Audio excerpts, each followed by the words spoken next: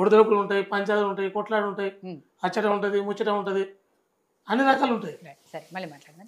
ప్రేమ్ గాంధీ గారు, ఇక్కడ మీ పార్టీలో కూడా రాజాసింగ్ గారి మీద చర్యలు తీసుకోవటం, గతంలో కూడా సస్పెండ్ చేశారు ఆయన, ఇప్పుడు కూడా చర్యలు తీసుకోవడానికి రెడీ అవుతున్నారు అంటున్నారు తప్ప నిజంగా ఆయన చెప్పే విషయాల్లో ఏమైనా వాస్తవాలు ఉన్నాయా? నిజంగానే పై నాయకులు ఏమైనా కుమ్మక్కయ్యారా ఇతర పార్టీలతో? ఇవన్నీ కూడా ఎందుకు పార్టీ ఆలోచించట్లేదు?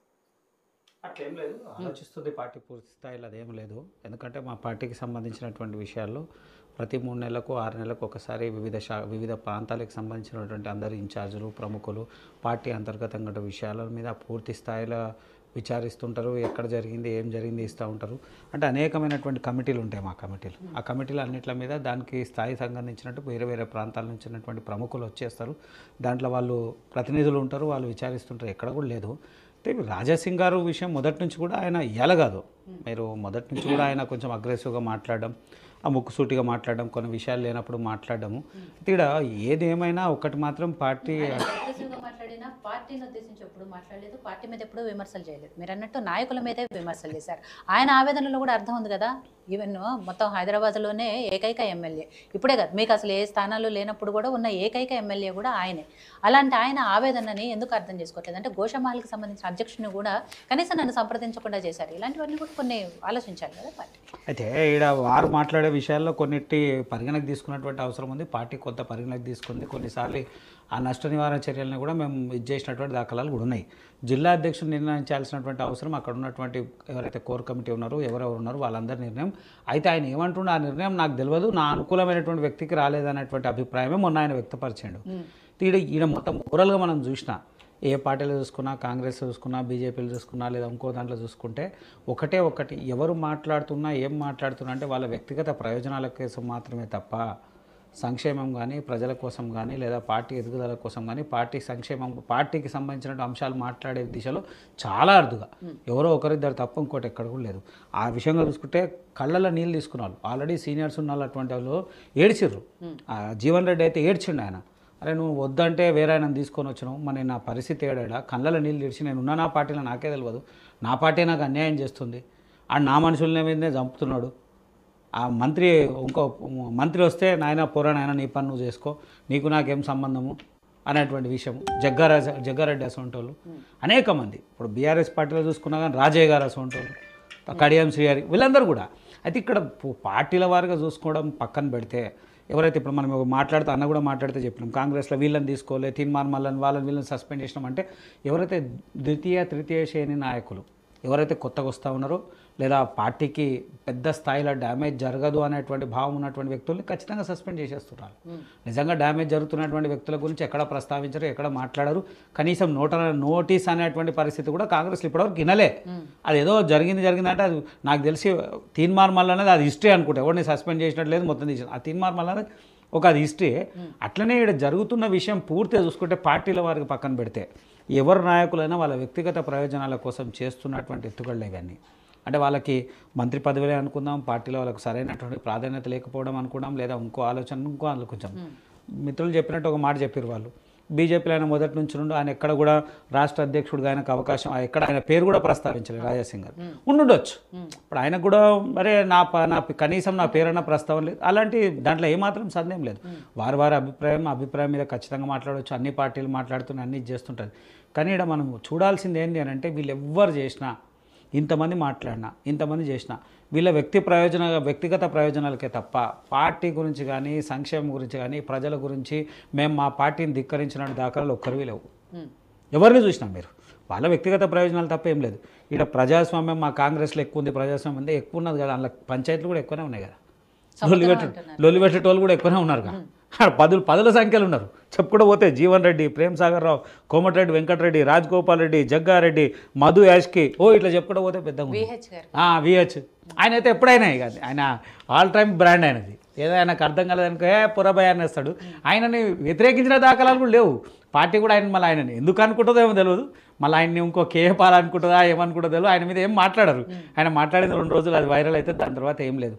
వీళ్ళ పార్టీలకు ఏడు వరకు అయిందంటే ప్రపంచ దేశాలు దాటిపోయినాయి. కాంగ్రెస్ అయితే మొన్న మంత్రి పదవి కోసము వేరే కమలా హ్యారిస్ నుంచే, ఆమె ఎవరో కమలా హ్యారిస్ నుంచే రికమెండేషన్ అంట.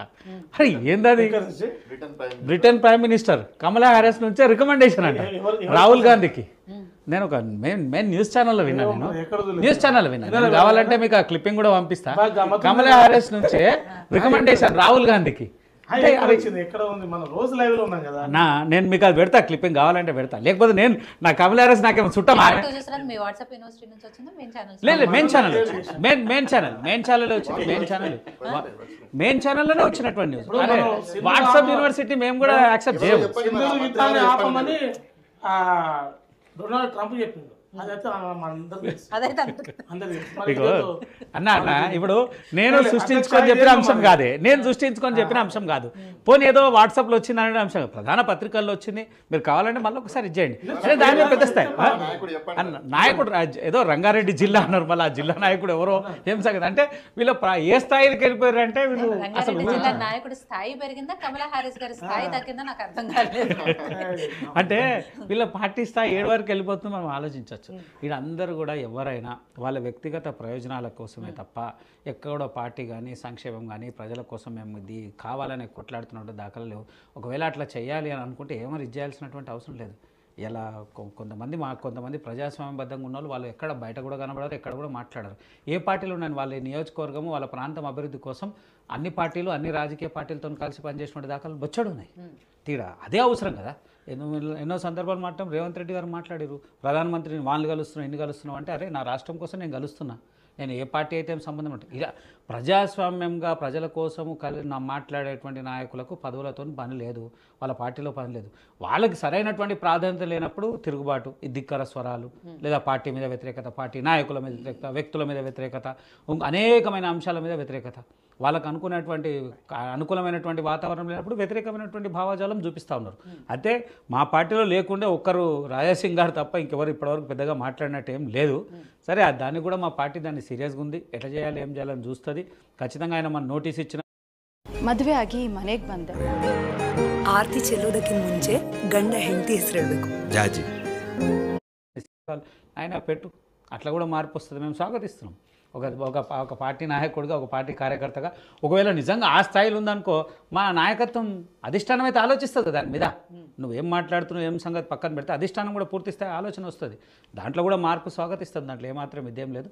ఒకటే, ఏది జరిగినా ప్రజా సంక్షేమ ప్రజల కోసం జరిగేటువంటి నాయకులు, ప్రజల కోసం మాట్లాడే నాయకులకు విలువలు ఉంటుంది తప్ప వాళ్ళ వ్యక్తిగత ప్రయోజనాల కోసం మాట్లాడేటువంటి నాయకులకు ఎట్టి పరిస్థితుల్లో ఆ విలువ ఉండదు. అది తాత్కాలికమే తప్ప చిరస్థాయిగా నిలబడదు. అందరి జాతకాలు బయట పెడతా అని వచ్చిన తర్వాత అవి నోటీసులు వెళ్తాయా, బుజ్జగింపులు వెళ్తాయా? ఇక అది ఆయన దగ్గర ఏం జాతకాలు ఉన్నాయి ఆయనకే తెలియాలి. నేను చెప్తా ఉన్నా, ఏం స్థాయి జాతకాలు ఉన్నాయి ఆయనకే తెలియాలి. ఒకవేళ నిజంగా జాతకాలు బాగు పెడితే అనుకో, మా పార్టీకి కూడా మేము మంచి రోజులు ఇంకెక్కువ వచ్చినాయి అనుకుంటాం. కొత్త తరం నాయకులు మేము చాలామంది రెడీ ఉన్నాం. సరే అది ఏమైందో ఏం సంగతో మాకు కూడా తెలియదు, కొంతనే తిరుగుతూ ఉంటుంది. అది అయితే బాధాకరమైన విషయం. మేము కూడా చాలా సందర్భాల్లో బాధపడుతూ ఉంటాం. ఎందుకు అని అంటే పార్టీలో అంతర్గత నాయకత్వం కొన్ని స్థాయిలో పూర్తి స్థాయి అవకాశాలు ఇవ్వక, పూర్తి స్థాయి చేయలేక ఇప్పుడు అని మాట్లాడిండు. ఇది బీఆర్ఎస్ పార్టీలు ఇన్ని కమిటీలు ఉంటాయి, ఇవన్నీ లేదు. మా దగ్గర కూడా మేము బాధపడుతున్న సందర్భాలు ఉన్నాయి. మళ్ళీ ఎందుకు పార్టీ ఏ స్థాయిలో చేస్తుంది, పార్టీ రాష్ట్ర నాయకత్వానికి కేంద్ర నాయకత్వానికి ఎక్కడ సమన్వయం పూర్తి స్థాయిగా లేదా ఈ రాష్ట్ర నాయకత్వం మేము ఎప్పుడైనా మాట్లాడాలంటే ప్రతిసారి టీవీ ఛానల్ ముందు మాకు ఇదో బాధ, మీ అధ్యక్షులు ఇంకెప్పుడు అరే కరెక్టే, ఇప్పుడు వాళ్ళు అడిగే దాంట్లో వాస్తవాలు ఉన్నాయి. కానీ మా అధిష్టాన పరిస్థితులు కూడా మేము ఆలోచించాల్సిన అవసరం ఉంది కదా. దానికి తోడు ఎప్పుడు జరుగుతుంది ఏం జరుగుతుంది పూర్తి స్థాయి అయితే ఎన్ని జరిగినా ఒకటి మాత్రం అధిష్టానం యొక్క మాటకి కట్టుబడి ఉండేటువంటి విషయాల్లో 99% భారతీయ జనతా పార్టీ నాయకులు కానీ కార్యకర్తలు కానీ పూర్తిగా కట్టుబడి ఉంటారు. ఆ విషయంలో భారతీయ జనతా పార్టీ మొదటి వరుసలో ఉంది. సో అక్షయ్ గారు, ఈ ధిక్కార స్వరాలు అనేవి సరే వాళ్ళంతా అంతర్గత ప్రజాస్వామ్యం అని చెప్పుకుంటున్నప్పటికీ అవి ఆ పార్టీకి కానీ ఆ నాయకులకు కానీ ఒక్కొక్క సందర్భంలో